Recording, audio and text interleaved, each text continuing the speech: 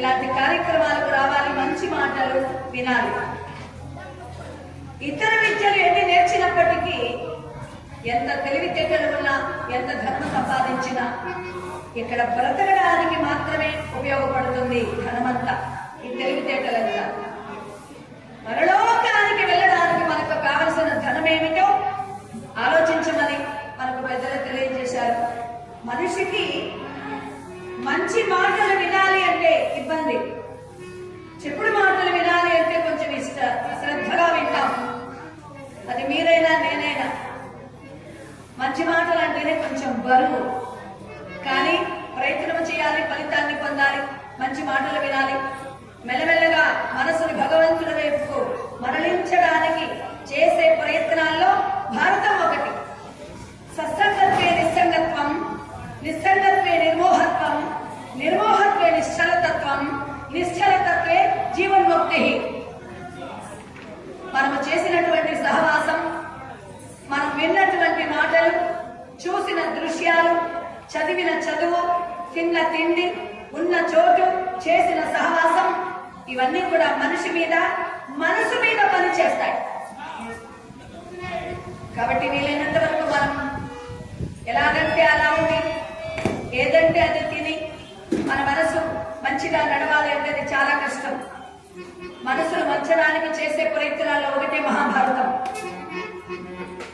ఇది వెదురుకుప్ప మండలం చౌటగుంట 46వ సంవత్సరం మహాభారతం. ఇది ఎంతో మంది శ్రమ, ఎంతో మంది కృషి, ఎంతో మంది కళ. అలాంటి చక్కటి మహాభారతానికి ధర్మకర్తలైనటువంటి వారు పెద్దలు పూజ్యులు శ్రీ శ్రీ పేట రాధాకృష్ణారెడ్డి గారు ధర్మకర్తలు. మరి మహాభారతానికి సంబంధించినటువంటి పరిసర ప్రాంతాల గ్రామస్తుల భక్తాదులందరికీ కూడా నేను హృదయపూర్వక నమస్కారాలు తెలియజేస్తూ, అలాగే శ్రీ ఆంజనేయులు రెడ్డి గారు చైర్మన్ గారు, అలాగే ముఖ్య కార్యనిర్వాహకులు శ్రీ వై కృష్ణారెడ్డి గారు, శ్రీ ఎన్ మోహన్ రెడ్డి గారు, శ్రీ డి జయరాం రెడ్డి గారు, శ్రీ పి లోకనాథ్ రెడ్డి గారు, శ్రీ ఏ జయరాం గారు, శ్రీ కె నరసింహారెడ్డి గారు, శ్రీ వి ఆనందరెడ్డి గారు, శ్రీ టిఎన్ జీవన్ బాబు గారు, శ్రీ బండి సభాపతి రెడ్డి గారు, శ్రీ బండి ఆనందరెడ్డి గారు, కార్యనిర్వాహకుల వారికి ధన్యవాదాలు తెలియజేస్తూ, అలాగే మాజీ ధర్మకర్తలైనటువంటి వారు శ్రీ కీర్తిశేషులు Ramachandrareddy garu, retired teacher, Shri P Shivashankar Reddy గారు, మాజీ సమితి ప్రెసిడెంట్ గారు, శ్రీ పి జగన్నాథ్ రెడ్డి గారు, మాజీ ధర్మకర్తలు, శ్రీ పి ఉమాపతి రెడ్డి గారు, Bharat gas leader, Shri P Harinath Reddy గారు, మాజీ చైర్మన్ గారు, వారికి అందరికీ కూడా ధన్యవాదాలు తెలియజేస్తూ, హరికథ భయదాతలందరికీ కూడా నా హృదయపూర్వక నమస్కారాలు తెలియజేస్తూ, అలాగే సభకు వేంచేసిన భక్తాదులకు అందరికీ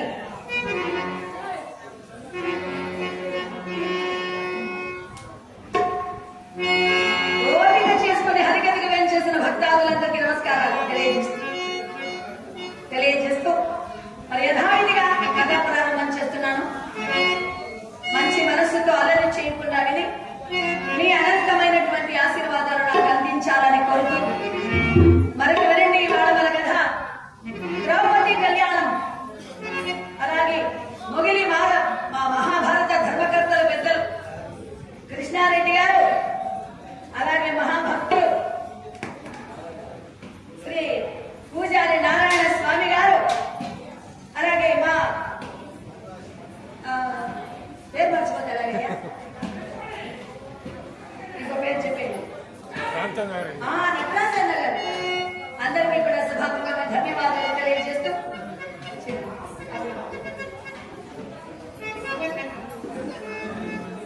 అమ్మగారు కూడా వేచేశారు, వారికి ధన్యవాదాలు. మొగిలి మహాభారత ధర్మకర్తల కార్యకర్తలు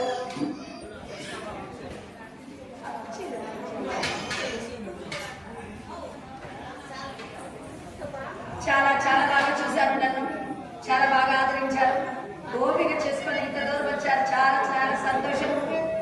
ఆడబిడ్డ కంటే మిన్నగా చూశారు. నా అదృష్టం, ఎక్కడ వెళ్ళినా అందరూ మంచివాళ్ళు దొరకడం నా అదృష్టం. అలాగా అంత మంచివాళ్ళు ఏరియా వాళ్ళు కూడా అంత మంచివాళ్ళు కాకపోతే అన్ని సంవత్సరాలు నన్ను పిలుస్తారా? అలా అందరికి ధన్యవాదాలు తెలియజేస్తూ ఈనాటి మన కథ ద్రౌపది కళ్యాణం. మనం గోవింద అంటే ఆలస్యం లేకుండా కథలోనికి వెళ్ళిపోదాం. జై నిరాళ గోవింద, జై అంజలి గోవింద,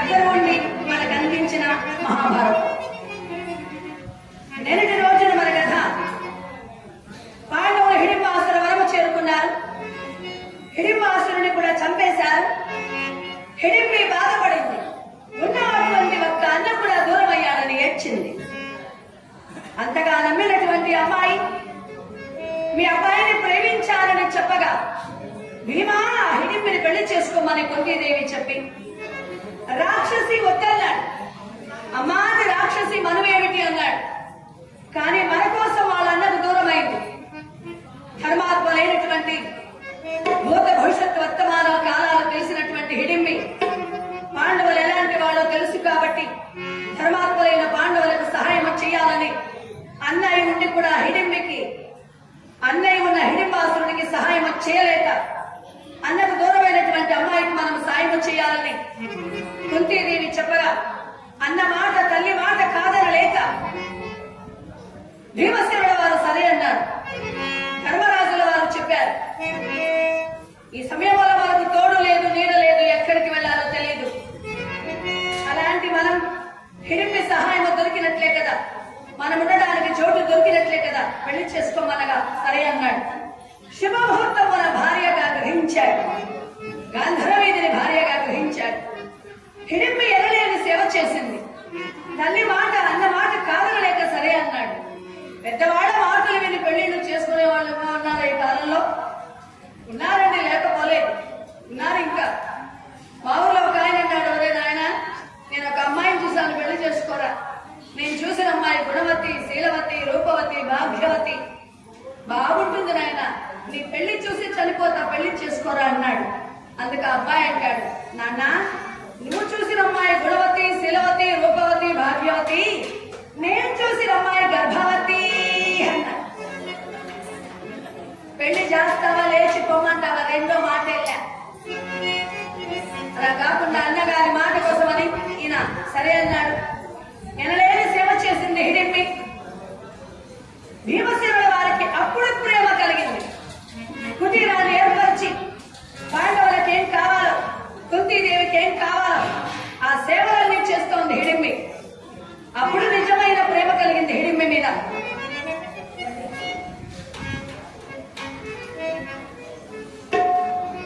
ఇలాంటి సమయంలో గ్రామ తాంబూలం చౌటగుండ మహాభారతానికి సంబంధించిన ధర్మకర్తలు, కార్యకర్తలు, పెద్దలు అందరి తరఫున గ్రామ తాంబూలం 116 బహుకరించారు. ద్రౌపది మాత అందరినీ కూడా అన్ని విధాల సర్వదా రక్షిస్తూ ఆయురారోగ్య భోగభాగ్యాలు ప్రసాదించాలని స్వామి వారిని కోరుకుంటూ ఉన్నాను. అలాగే తండ్రి నిమిత్త తోకల గంగిరెడ్డి గారి కుమారులు తోకల నరసింహారెడ్డి గారు కార్యక్రమానికి గుడికి గాను 520 రూపాయలు దాసి గారికి కూడా కానుకలు సమర్పించారు. వీరు మంచి మనస్సుతో. మారేపల్లి బండి లేట్ నరసింహారెడ్డి గారు రిటైర్డ్ టీచర్, వాళ్ళ జ్ఞాపకార్థం వారి కుమారుడు బండి శ్రీహరి రెడ్డి గారు, వీరు కూడా మంచి మనస్సుతో కార్యక్రమానికి 1020 రూపాయలు బహుకరించారు. మారేపల్లిలో శ్రీరామనవమి జరిగినప్పుడు ఆ నవమి కార్యక్రమాలకు కార్యకర్తలుగా ఉభయదాతలుగా సేవ చేసిన వారు ఈయన. అలా వారు కూడా మంచి మనసుతో కానుకలు ఇచ్చారు. దాసి గారికి కూడా 100 రూపాయలు బహుకరించారు. అలాగే వెదురుకుప్పం కాలనీ వెంకటరెడ్డి గారు గుడికి 100 రూపాయలు, దాసి గారికి 50 రూపాయలు బహుకరించారు. ద్రౌపది మాత వారందరినీ కూడా అన్ని విధాల సర్వదా రక్షిస్తూ ఆరోగ్య భోగభాగ్యాలు ప్రసాదించాలని స్వామి వారిని కోరుకుంటున్నాను. జై ఇందిరారమణ గోవింద. హిడింబి ఎదలేని ప్రేమను చూపించింది. కుటీరాన్ని ఏర్పరిచింది. తినడానికి ఆహారముగా పళ్ళు తెచ్చి ఇచ్చింది. వాళ్ళకు కావలసిన సౌకర్యాలు కలగజేసింది. వద్దు వద్దు అని పెళ్లి చేసుకున్నాడు, భార్యగా గ్రహించాడు. ఇప్పుడు మనస్సు చూసి ఆనందపడ్డాడు. నిజంగా ప్రేమ కలిగింది హిడింబి మీద. మరేంటి వారు ఎలా ఉన్నారు? చినుకులారాలి నదులుగా సాగి వరదలైపోయి కడలిగా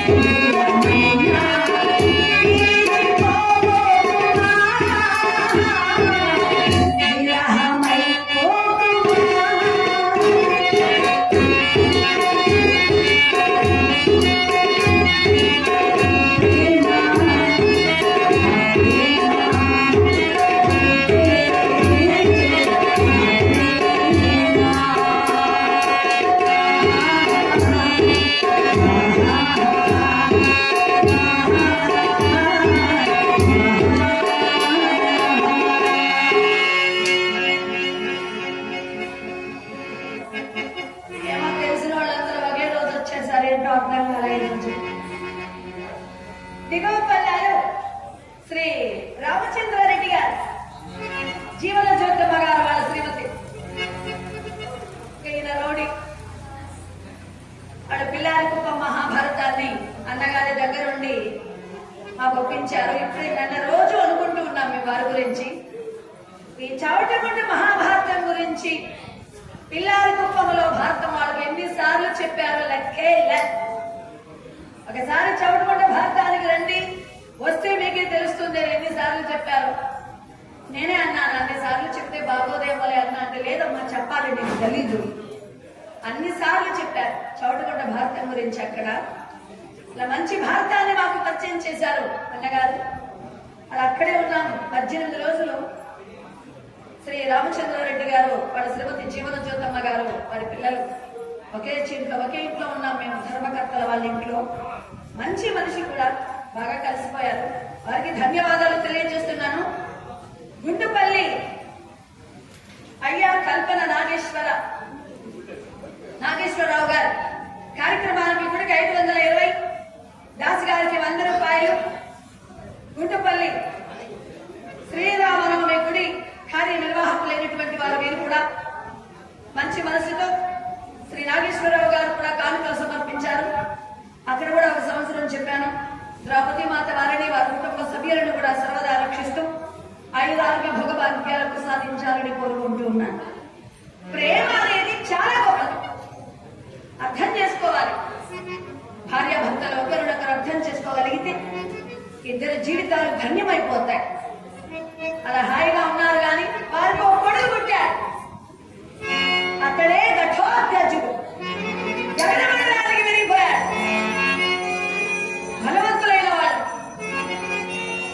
అదే సమయానికి అడవిలో రాక్షస గణాలన్నీ చేరి హాయ్ హాయ్ నాయక ఓహో ఏలిక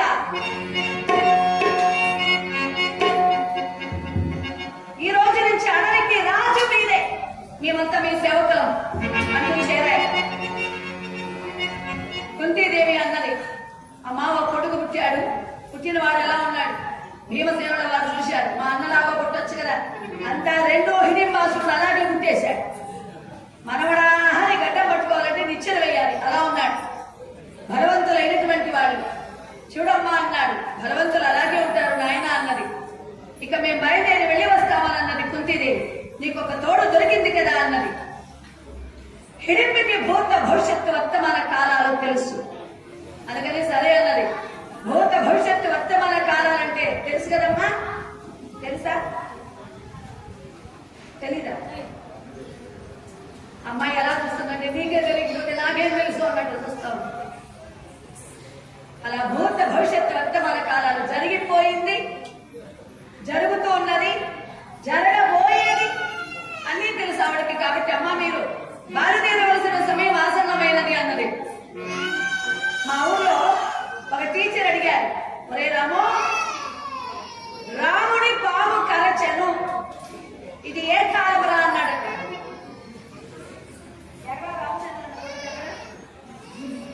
చెప్పాడు కదా, రాముడి పాము కరచెను ఇది ఏ కాలమురా అంటే వాడు అన్నాడు, సార్ వాడు పొయ్యే కాలము సార్ అని. కాకుండా భూత భవిష్యత్తు వర్తమాన కాలాలు తెలిసిన హిడింబి వారికి దారి చూపించి మీరు బయలుదేరవలసిన సమయం ఆసన్నమైనదని చెప్పి కొంత దూరం వెళితే ఒక మౌనేశ్వరుడు వస్తాడు, మీకు ఏం చెయ్యాలో చెబుతాడు. మీరు చేయవలసిన విధి విధానం గురించి తెలియజేస్తారు. బయలుదేరమని మార్గాన్ని చూపించి ఆగిపోయింది హిడింబి కొడుకుతో సహా అడవిలో. భీమయ్య హిడింబిని వదల్లేక బయలుదేరి వచ్చేశారు. కొంత దూరం బయలుదేరి వచ్చారు. శాలిహోత్రుని ఆశ్రమం, అక్కడ నీళ్లు త్రాగారు. ఆకలి దప్పులు అడిగినాయి. ఒక మహనీయుడు వ్యాస భగవానుల వారు బయలుదేరి వచ్చాడు. పాండవుల చెంత చేరాడు. ఆది పురుష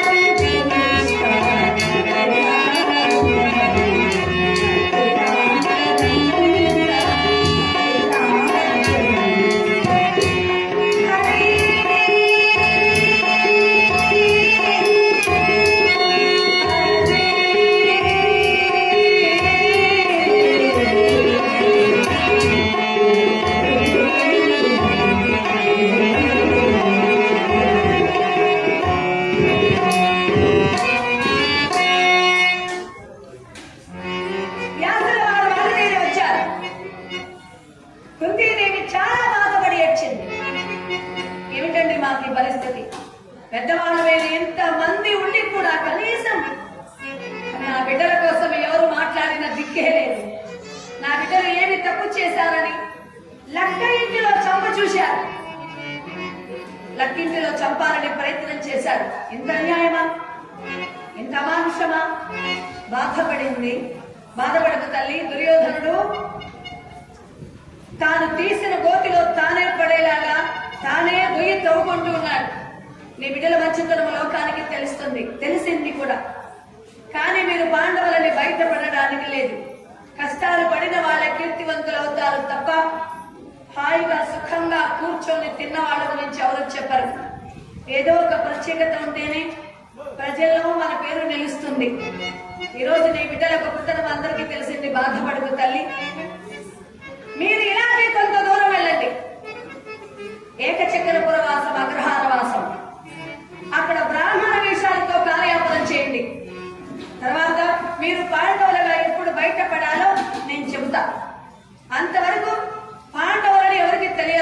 జాగ్రత్త జాగ్రత్తలు చెప్పాడు వ్యాసుల వారు. ఏకచక్ర పరవాసం అగ్రహారవాసం చేరుకున్నారు పాండవులు. ధర్మశీలుడు చాలా మంచివాడు. వారి ఇంట్లో ఉండడానికి ఒక చోటు ఇచ్చాడు. ధర్మశీలుడు ఇంట చేరారు.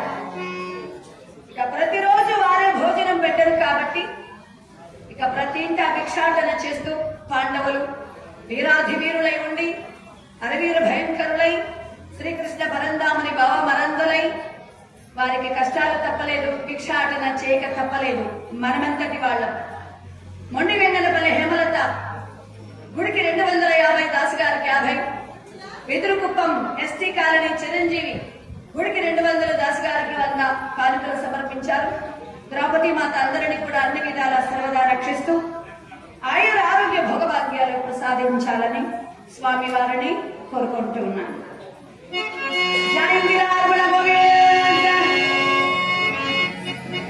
ఏడుకొండలవాడ వెంకటరమణ గోవింద